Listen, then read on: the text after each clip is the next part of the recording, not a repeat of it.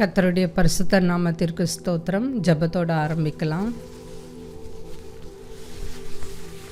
நேற்றும் இன்றும் என்றும் மாறாதவராயிருக்கிற நல்ல தகப்பனே, இந்த அருமையான வேலைக்காக கொடான கொடி ஸ்தோத்திரம். கர்த்தாவே, நாங்கள் பெண் மிஷனரிகளை பற்றி பார்த்து கொண்டிருக்கிறோம். ஆண்டவரே, அவர்களிடத்திலிருந்து நல்ல கருத்துக்களை எடுத்துக்கொண்டு எங்கள் வாழ்க்கையில் நாங்கள் அதை உபயோகப்படுத்த பரிசுத்த ஆவியானவர் தாமே எங்களோடு இருந்து இடைப்பட கிருபை தாரும். ஆண்டவரே, அனைத்தையும் உடைய பாதப்படியிலே வைக்கிறேன். இயேசு மூலம் ஜெபம் கேளும் பிதாவே, ஆமேன். நம்ம இன்றைக்கி பார்க்க போகிறது டாக்டர் கிரேஸ்.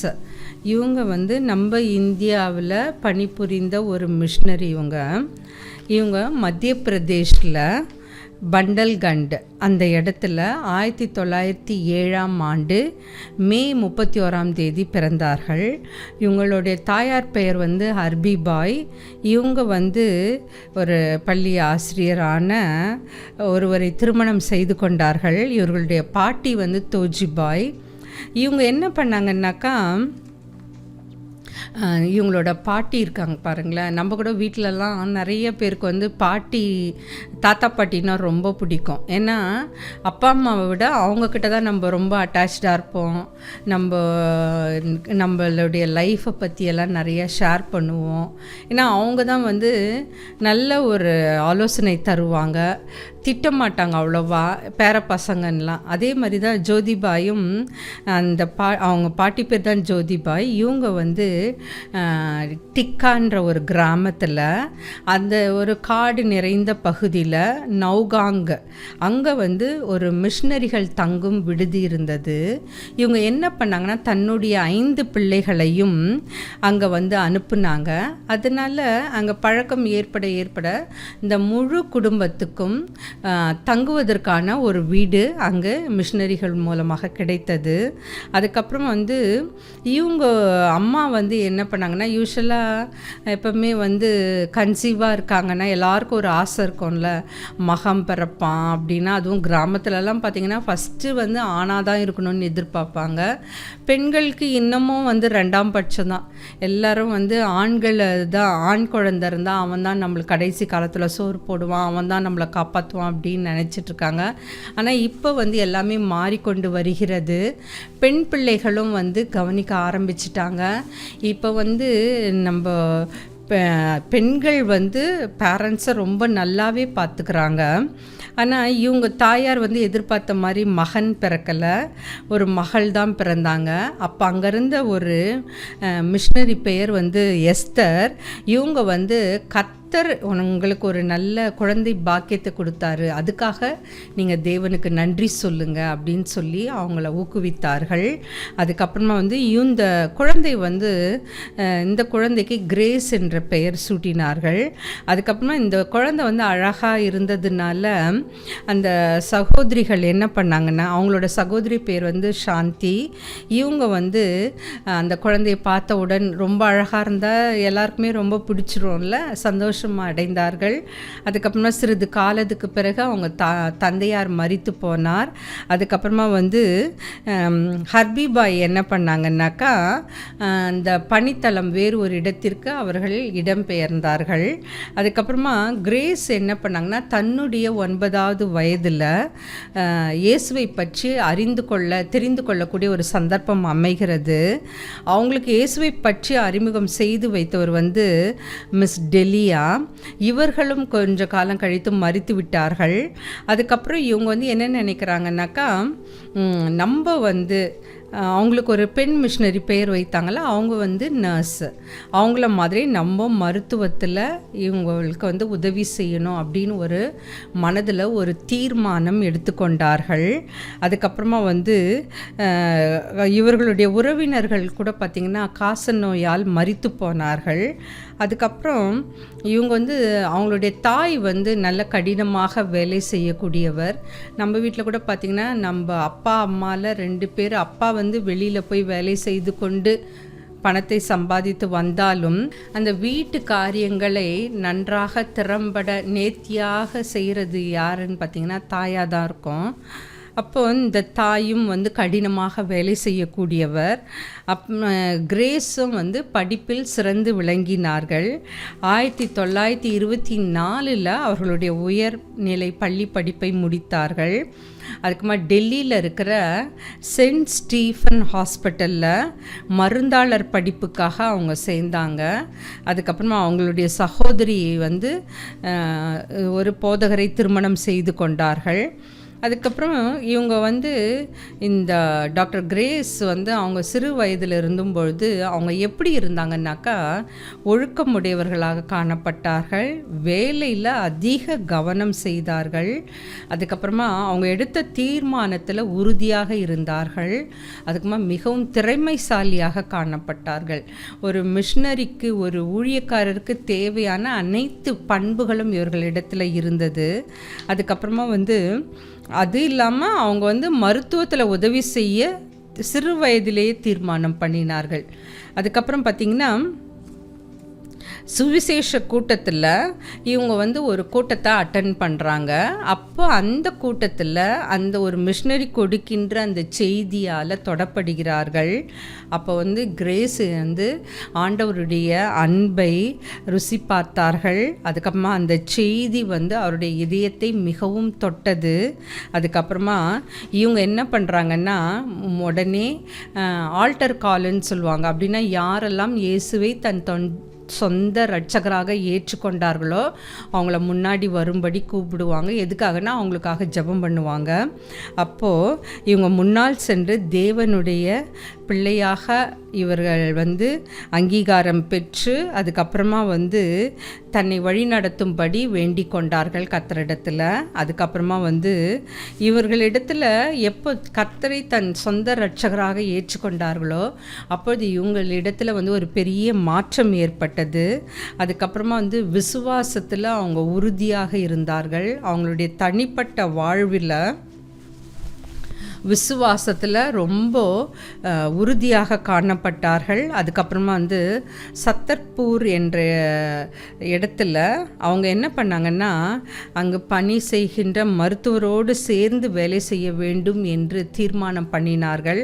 அதுக்காக அவங்க முயற்சியை எடுத்தாங்க. என்ன செய்தாங்கன்னா 1924 ஒரு சிறிய மருத்துவமனை அங்கே இருந்தது. அதில் வேலை செய்தார்கள். 1926 அவங்க என்னன்னாக்கா சிறப்பு கௌரவத்தோடு அந்த மருந்தாளர் படிப்பை முடித்தார்கள். 1926 இந்த படிப்பை முடித்தார்கள். 1928 சென்ட் ஸ்டீஃபன் மருத்துவமனையில் தங்கி அங்கே என்ன பண்ணாங்கன்னாக்கா தங்கி வேலை செய்து கொண்டிருந்தார்கள். அப்போ அங்கே இருந்த டாக்டர் ரூத் அவங்க என்ன பண்ணாங்கன்னாக்கா இன்னும் 4 ஆண்டுகள் வந்து நீ மருத்துவ படிப்பை படித்து அதை முடிக்க வேண்டும் என்று அவர்களை ஊக்குவித்தார்கள். ஏன்னா பண்டல்கண்டில் கிறிஸ்துவ மருத்துவமனையில் இவங்க மருத்துவ படிப்பு முடிஞ்சால் ஒரு மருத்துவர் கிடைப்பாங்க, அப்போ நீ வந்து நல்லா சேவை செய்யலாம் மக்களுக்கு அப்படின்னு சொல்லி அவங்கள ஊக்குவிக்கிறாங்க. அதுக்கப்புறமா வந்து அவங்களுடைய கனவு வந்து ஒரு நாள் நினைவாகிறது. மருத்துவமனை கட்டப்படுகிறது. அங்கே வந்து யாரெல்லாம் அந்த வந்து ஒரு வரவேற்பு விழா மாதிரி ஒன்று நடத்துவாங்கல்ல, அதுக்கு யாரெல்லாம் வர்றாங்கன்னா வைஸ்ராய் வர்றாங்க, மகாராணி மகாராஜா எல்லாரும் அந்த மருத்துவமனை திறப்பு விழாவிற்கு வருகிறார்கள். 1930 டிசம்பர் 23 அங்கே பார்த்தீங்கன்னாக்கா அந்த எல்லா பணி மையத்திலிருந்தும் பிரதிநிதிகள் அந்த அர்ப்பணிப்பு ஆராதனைக்கு, டெடிகேஷன் சொல்லுவோம்ல, அந்த அர்ப்பணிப்பு ஆராதனைக்கு வருகிறார்கள். அப்போது அங்கே வந்து தனது மருத்துவ படிப்பையும் முடிச்சிடுறாங்கல்ல. அப்போது டாக்டர் கிரேஸ் அங்கே தான் முதல் பண்டல்கண்டில் மருத்துவராக பணிபுரிகிறாங்க. 1933 நவம்பர் 12 அவர்கள் மருத்துவராக பொறுப்பேற்கிறார்கள். அவர்களுக்கு கிடைத்த உதவித்தொகை வந்து மாதம் 60 ரூபாய் தான். அவங்க வந்து அந்த மருத்துவ படிப்பை வந்து கடன் உதவி பெற்று தான் படித்தார்கள். ஸோ மாதம் மாதம் தன்னுடைய வருமானத்தில் 25 ரூபாயை செலுத்திடணும். அதுக்கப்புறமா வந்து அவங்க எப்படி இருந்தாங்கன்னா மிகவும் அர்ப்பணிப்பு நிறைந்தவராக காண பண்ணப்பட்டார்கள். ஒழுக்கம், அதுக்கப்புறமா அறியாமையை எதிர்த்தார்கள். அதுக்கப்புறமா வியாதிக்காக அதை யாரெல்லாம் வியாதியில் கஷ்டப்பட்டாங்களோ அவங்களுக்கெல்லாம் எதிராக போராடி அவர்களை குணமாக்கினார்கள். அதுக்கப்புறமா கடினமாக வேலை செய்தார்கள். மக்களை ஒளிக்குள் கொண்டு வர தீர்மானித்தார்கள். அப்போனா இயேசு கிறிஸ்துவை அறியாமல் வாழ்ந்து கொண்டிருக்கிற மக்களை இயேசு கிறிஸ்துவை தெரிந்து கொள்ள ஒரு வாய்ப்பை ஏற்படுத்தி கொடுத்தாரு. அதுக்கப்புறம் பார்த்தீங்கன்னாக்கா ஒரு அசாதாரண சூழ்நிலை உருவாகுகிறது. அப்பொழுது அவரோடு இருந்த அவருடைய சகோதரி குடும்பம் வேறு இடத்திற்கு செல்கின்றார்கள். ஆனால் டாக்டர் கிரேஸ் மட்டும் அங்கேயே தங்கிவிடுகிறார்கள். அவருடைய விருப்பம் என்னென்னா மக்களுக்கு சேவை செய்ய வேண்டும். அந்த ஒரு விருப்பம் தான் அவங்களுக்கு இருந்தது. டாக்டர் கிரேஸ் என்ன செஞ்சாங்கன்னாக்கா இடைவிடாமல் அந்த மருத்துவமனையில் சேவையை செய்தார்கள், கண்காணித்து வந்தார்கள். அதுக்கப்புறமா அங்கிருந்த மூட நம்பிக்கையை முற்றிலுமாக அகற்றினார்கள். அதுக்கப்புறமா சுகாதார சூழ்நிலையை உருவாக்கினார். ஏன்னா அந்த ஜனங்க மூட நம்பிக்கை இருக்கும்பொழுது நிறைய காரியங்கள் சுத்தமே இல்லாமல் இருக்கும்ல. அப்போ ஃபஸ்ட்டு அவங்கக்கிட்ட இருந்த அந்த மூட நம்பிக்கையை கைவிட செய்தார். அதுக்கப்புறமா ஒரு சுகாதாரமான சூழ்நிலையை கொண்டு வந்தார். மக்களை அதில் முன்னேற்றம் அடைய செய்தார்கள். அதுக்கப்புறமா இவங்க பார்த்தீங்கன்னாக்கா மலேசியாவில் இராணுவ பொறியாளராகிய டேனியல் அவர்களை திருமணம் செய்து கொண்டார்கள். ஸோ திருமணம் முடிந்த உடனே அவங்க சத்தர்பூருக்கு திரும்பி வந்தார்கள்.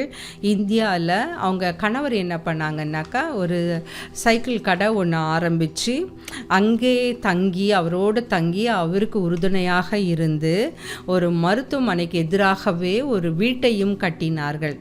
நிறைய பேர் தன் ஒன்று கணவன் மனைவி செய்கின்ற இடத்துல வேலை செய்கின்ற இடத்துல இல்லை மனைவி கணவன் வேலை செய்கின்ற இடத்துல அப்படி ஒருமித்து வாழ்ந்து ஒருவருக்கொருவர் ஆதரவாக துணையாக உறுதுணையாக இருப்பாங்க. அந்த மாதிரி தான் இவங்க 2 பேருமே இருந்தாங்க, டேனியலும் டாக்டர் கிரேஸும். அதுக்கப்புறமா 1949 ஒரு மருத்துவர் டாக்டர் எஸ்ரா அவங்க மருத்துவமனையில் சேர்றாங்க. அவங்க மனைவி நர்ஸு. அவங்க என்னன்னாக்கா ஃப்ரான்சிஸ் அவங்க மனைவி பெயர். இவங்க சத்தர்பூரில் சேர்ந்தப்புறம் எல்லா பொறுப்புகளையும் ஏற்றுக்கொண்டு செய்ய ஆரம்பித்தார்கள். அது முதல்ல ஒரு பொது மருத்துவமனையாக முன்னேற்றம் அடைந்து ஆண் நோயாளிகளும் அங்கே சேர்க்கப்பட்டார்கள். விடுமுறை காலத்தில் என்ன பண்ணாங்கன்னாக்கா புதிதாக வந்த டாக்டர் எஸ்ரா விடுமுறைக்கு செல்கிறாங்க. அப்போ பார்த்திங்கன்னா அங்கே அதிக வேலை பளு காணப்பட்டது. யாருக்கு? டாக்டர் கிரேஸுக்கு. நம்ம கூட வேலை செய்கின்ற இடங்களில் ஆட்கள் குறைவாக இருந்து யாராவது ஒருத்தர் லீவ் எடுத்துட்டா இன்னொருத்தருக்கு அது வேலை பல்லு ரொம்ப அதிகமாக காணப்படும். ஒருத்தராலே எல்லா வேலையும் செய்ய முடியாதுல்ல. அந்த மாதிரி நிறைய சூழ்நிலைகள் அமையும். அதே மாதிரி தான் இவங்களுக்கு அதிக வேலை பலுவின் நிமித்தமாக அவங்களுக்கு பிபி அதிகரித்தது. அதுக்கப்புறமா மருத்துவர் செயல் திட்ட குழுவினர் அவங்க வேலை பலு நிமித்தமாக அவங்களுக்கு இந்த பிபி அதிகரித்திருக்கலாம் அப்படின்னு சொல்கிறாங்க. அதுக்கப்புறமா எஸ்ரா டாக்டர் எஸ்ரா விடுமுறையை முடிந்து அங்கே மறுபடியும் சேர்கிறார்கள். இவங்களுக்கு உடல்நிலை பாதிக்கப்பட்டதுனால அங்கேருந்து அது ஒரு மெயின் ஹாஸ்பிட்டல்னு வச்சுங்களேன். அங்கேருந்து ஒரு சிறிய மருத்துவமனைக்கு அவங்கள அனுப்பிடுறாங்க டாக்டர் கிரேஸை. அப்போ டாக்டர் கிரேஸோட கனவு என்னென்னா இந்த பெரிய மருத்துவமனையில் இருந்து சென்ட் ஸ்டீஃபன் ஹாஸ்பிட்டலில் இருந்து எல்லாருக்கும் மருத்துவ சேவை செய்யணும், அப்படியே கர்த்தருடைய சத்தியத்தையும் சொல்லணும். ஆனால் இப்போ அவங்கள ட்ரான்ஸ்ஃபர் பண்ணோன்னா அவங்களுக்கு மிகவும் மனது வேதனையாக இருந்தது.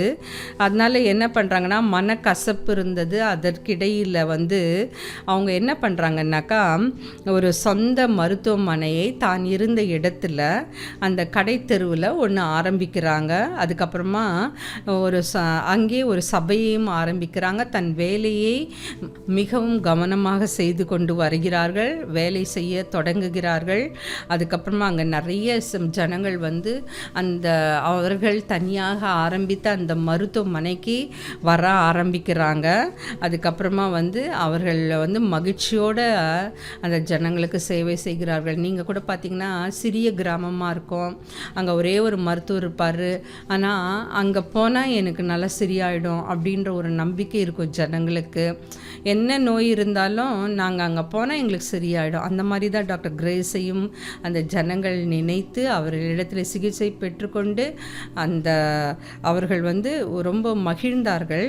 அதுக்கப்புறமா வந்து அங்கு நடத்தப்பட்ட அந்த மருத்துவமனையோடு அவர் நடத்திய சபையும் வந்து ஆசீர்வாதமாக காணப்பட்டது.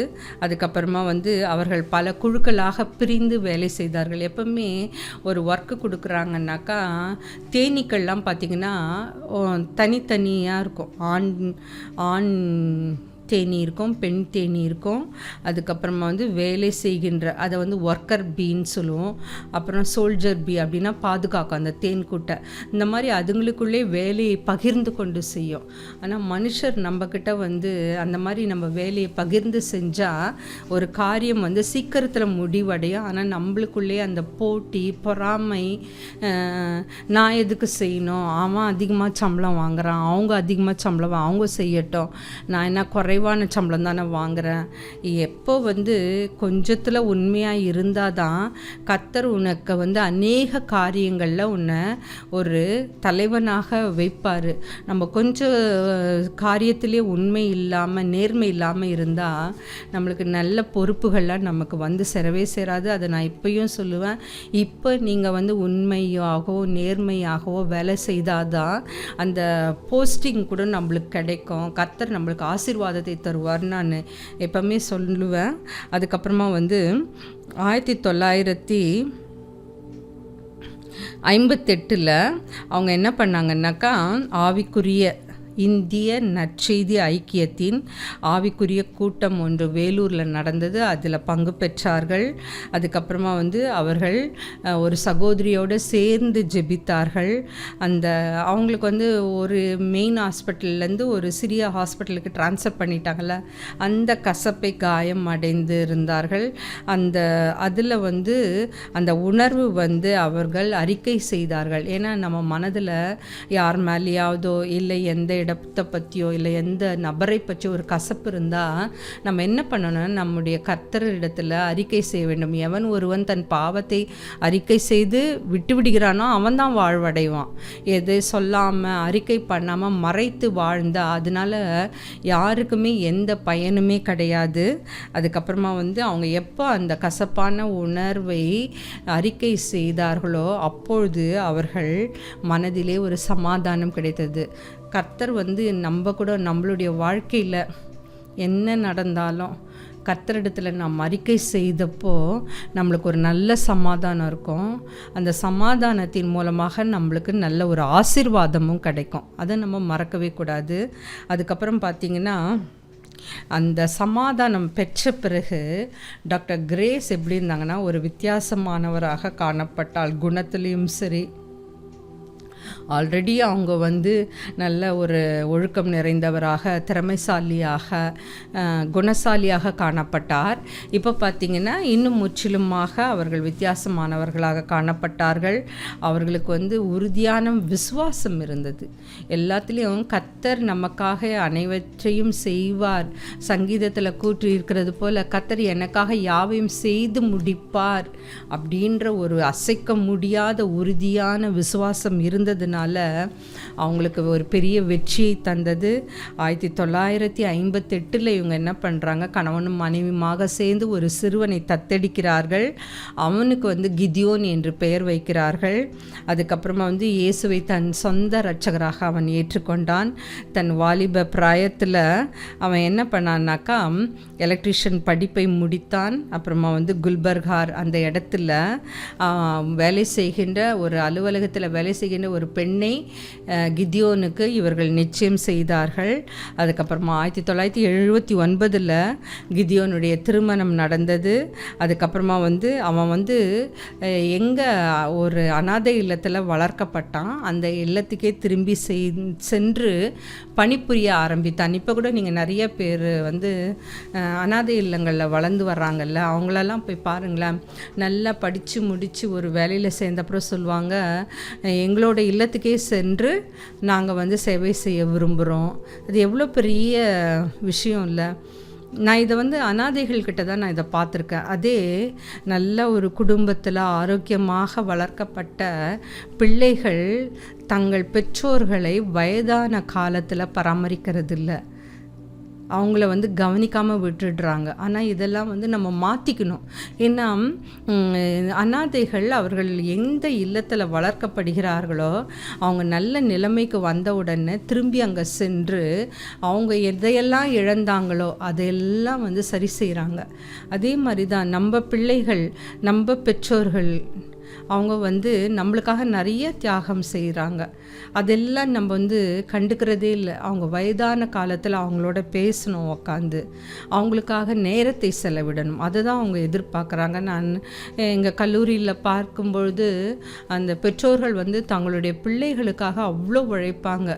சில நேரங்களில் அவங்க சரியாக கூட சாப்பிட மாட்டாங்க. நான் அப்போல்லாம் சொல்லுவேன், ஏன் இப்படி சாப்பிடாம உங்களே ஒடுக்கிக்கிறீங்க, நல்லா சாப்பிடுங்க. நீங்கள் இருந்தால் தான் அந்த பிள்ளைகளை பாதுகாக்க முடியும். இல்லைன்னா அந்த சிறு வயதிலே தாய் தகப்பனை இழந்தாங்கன்னா அந்த பிள்ளைகள் மனதளவில் மட்டும் பாதிக்கப்பட மாட்டாங்க, அவங்களுடைய ஃப்யூச்சரே ஒரு கேள்விக்குறியாக இருக்கும். அப்போ பெற்றோர்களாகிய நாம் முதல்ல நம்மளை நல்லா கவனித்து கொள்ள வேண்டும். உடல் ஆரோக்கியத்திலும் சரி, மற்ற எல்லா காரியங்களிலும் பிள்ளைகள் வளர்ப்பதிலையும் கவனமாக இருக்கணும். ஏன்னா இப்போ பார்த்திங்கன்னா பிள்ளைகள் ஆசைப்படுறாங்கன்ட்டு எல்லாத்தையுமே செய்ய ஆரம்பிச்சிட்டாங்க. குழந்தை பார்த்தா கத்துது அழுதுன்ட்டு மொபைலில் கொடுத்துட்றாங்க. அது மொபைலுக்கு அடிக்ட் ஆகிடுது. வளர வளர இப்படி குழந்தைங்க அடம் பிடிக்கிறாங்கன்னு எல்லா காரியத்தையும் செய்கிறாங்க, விட்டு கொடுக்குறாங்க, அவங்களுக்காக எல்லாவற்றையும் செய்ய தயாராக. அப்படி வளர்கின்ற அந்த பெண் பிள்ளைகளோ இல்லை ஒரு ஆணோ ஒரு குடும்ப வாழ்க்கையில் ஈடுபடும் பொழுது அங்கே ஒரு சிறு வீழ்ச்சி நடந்தாலோ இல்லை தான் நினச்சது நடக்கலைனாலோ அவங்களுடைய முடிவு விபரீதமாக இருக்கிறது. ஒரு சிலர் சூசைட் பண்ணிக்கிறாங்க. ஏன்னா அவங்களால அந்த தோல்வியை ஏற்றுக்க முடியல. அதை பெற்றோர்கள் குழந்தையிலேருந்தே கற்றுத்தரணும்.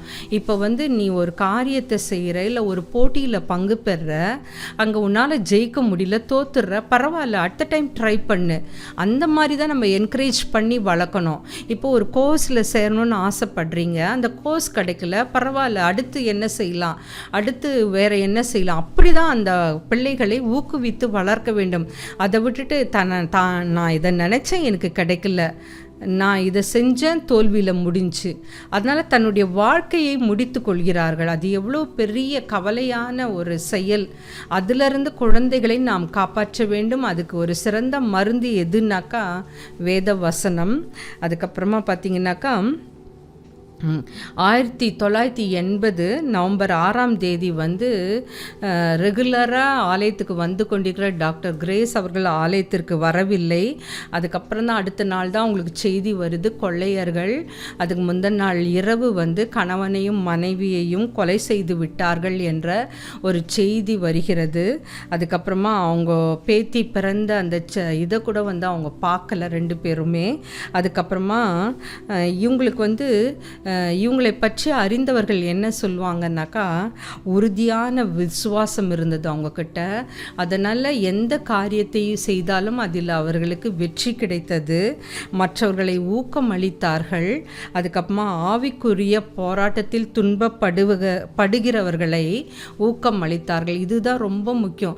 நிறைய பேர் உலக வாழ்க்கையில் தான் நம்ம ஈடுபட்டு கொண்டு அதை பற்றி தான் நம்ம கவலைப்படுறோம்.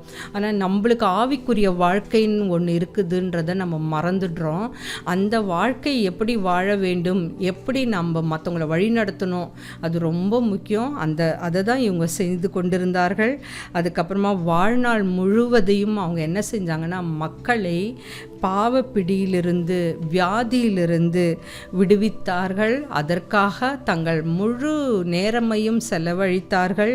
அதுக்கப்புறமா இவர்களுடைய வாழ்க்கை வரலாறை படிக்கும் பொழுது கண்டிப்பாக எல்லாருக்கும் அந்த சேவை மனப்பான்மை என்பது கண்டிப்பாக வரும். ஏன்னா இவங்கள பற்றி பார்க்குறப்ப பாருங்களேன், ஸ்டார்டிங்கில் என்ன சொன்ன, முதலாவதாக மருத்துவத்தில் மற்றவங்களுக்கு உதவி செய்யணுன்ற ஒரு தீர்மானம் இருந்தது அவங்களுக்கு. அப்போ அங்கே அவங்க சேவை இருந்தது. அதுக்கப்புறமா ஒழுக்கமாக இருந்தார்கள். அதுக்கப்புறமா செய்கின்ற வேலையில் கவனமாக இருந்தார்கள். எடுக்கின்ற தீர்மானத்தில் உறுதியாக இருந்தார்கள். அதுக்கப்புறமா திறமைசாலியாக இருந்தார்கள். அர்ப்பணிப்போடு வாழ்ந்தார்கள். அவங்க வாழ்க்கையில் ஜெபமும் வேத வாசிப்பும் முக்கிய பங்காக காணப்பட்டது. அவர்கள் அறியாமையை எதிர்த்தார்கள். வியாதிக்கு நேராக போராடினார்கள். அதுக்கப்புறமா மக்களை ஒடுங்கி எல்லாவற்றிலும் பின்தங்கி இருக்கிற மக்களை, அந்த இருட்டில் இருக்கிற மக்களை ஒளிக்கு கொண்டு வந்தார்கள். இந்த மாதிரி சேவை மனப்பான்மை எல்லாருக்குமே வராது. அவங்க கர்த்தராகிய இயேசு கிறிஸ்துவை தன் சொந்த இரட்சகராக ஏற்றுக்கொண்டு வாழ்க்கை நடத்துகிறாங்களோ அவங்களால மட்டும்தான் இப்படி ஒரு சேவையோட மருத்துவத்திலையும் சரி வேறு காரியங்களிலும் சரி ஊழியம் செய்ய முடியும். எபிரேயர் 5ஆம் அதிகாரம் 4வது வசனத்தில் கூறியிருக்கிறது போல, ஆரோனை போல தேவனால் அழைக்கப்பட்டால் ஒழிய ஒருவனும் இந்த கனமான ஊழியத்துக்கு தானாய் ஏற்படுகிறதில்லை. அதை நம்ம நல்லா ஞாபகம் வச்சுக்கணும். கர்த்தர் ஒருத்தரை அழைத்தாதான் அவங்களால போய் ஊழியத்தை வெற்றிகரமாக செய்ய முடியும். இல்லைன்னா ஒருவனாலும் இந்த கனமான ஊழியத்துக்கு தானாய் ஏற்படுகிறதில்லை. அதை நம்ம மறக்கவே கூடாது. ஸோ இன்றைக்கி நம்ம பார்த்த டாக்டர் கிரேஸ் எவ்வளோ நல்ல பண்புகள் இல்லை அவங்கக்கிட்ட. இன்றைக்கி நாமளே ஆராய்ந்து பார்ப்போம், இத்தனை பண்புகள் நம்ம இடத்துல இருக்குதா? இல்லை நம்ம கோவப்படுறோமா, எரிச்சல் அடைகிறோமா?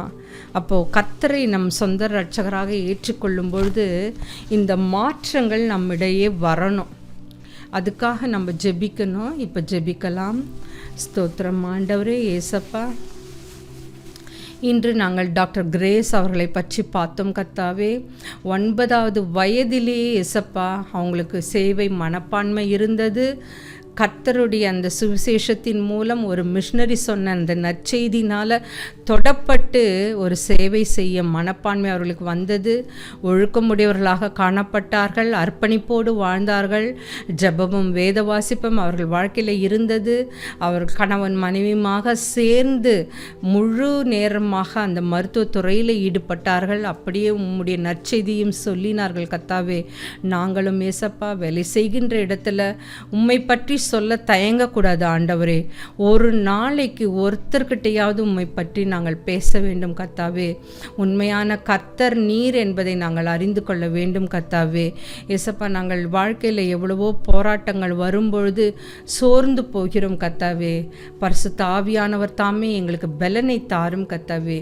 இந்த செய்தியை கேட்டுக்கொண்டிருக்கிற ஒவ்வொருவரையும் நீர் ஆசீர்வதித்தருளும். அவர்களுக்கு நல்ல சுகத்தையும் பலத்தையும் கட்டளையிடும் ஆண்டவரே. அவர்கள் போகும்பொழுதும் வரும்பொழுதும் உம்முடைய கரம் அவர்களோடு இருக்கட்டும் ஆண்டவரே. எல்லா காரியத்திலும் நீர் உதவி கரம் நீட்டும் ஆண்டவரே.